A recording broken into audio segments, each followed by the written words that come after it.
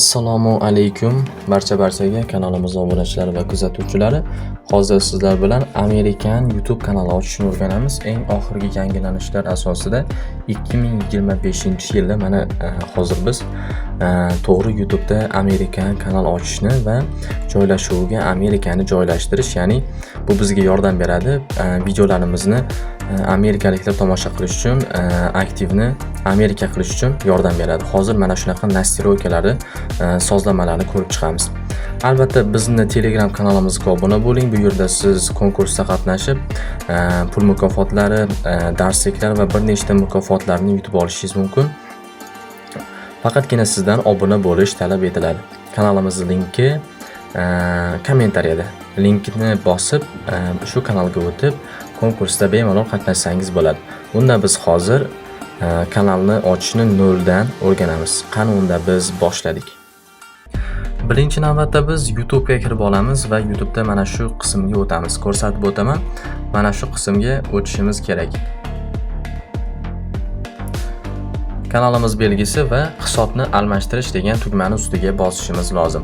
Hisobni almashtirish degan tugmani ustiga bosamiz va mana bu yerda turgan plus tugmasini ustiga bosamiz. Plus degan tugmani ustiga bosib biz yangi Gmail account ochib olishimiz zarur.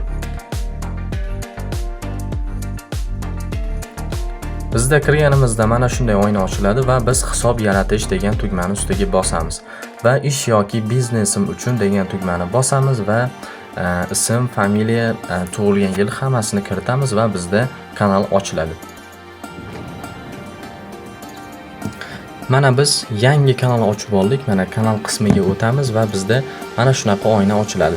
Bizda hali hech qanaqa kanal ham yaratilmagan. Bizda faqatgina akkauntni o'zi mavjud. Hozir biz mana bu qismga o'tamiz. Kanal yaratish degan tugmani ustiga bosib, kanalimizni yaratib olishimiz zarur. Kanal yaratish degan tugmani ustiga bosamiz va biz mana bu qismlarni to'ldirishimiz kerak. Nomi degan joyiga kanalingiz nomini yozasiz, identifikatorga o'zingizga mos bo'lgan identifikatorni tanlab olasiz va kanal yaratish degan tugmani bosishingiz kerak. Kanalimiz nomini yozamiz va kanal yaratamiz.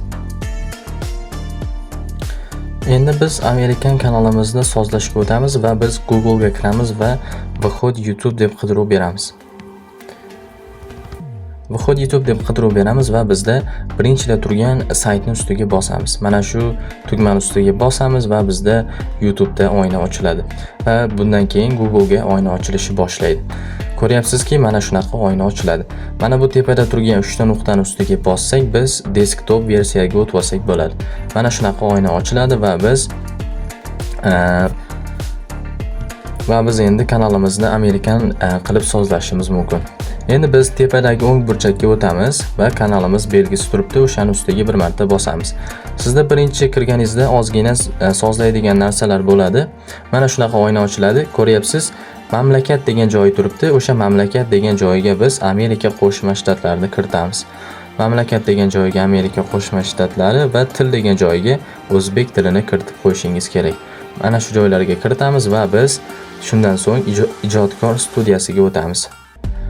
YouTube Studio, mana shu studioga o'tamiz.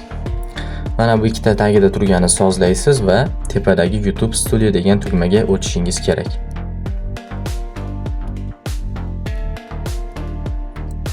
Biz YouTube Studio degan tugmani ustiga bosdik va bizda mana shunaqa oyna ochildi.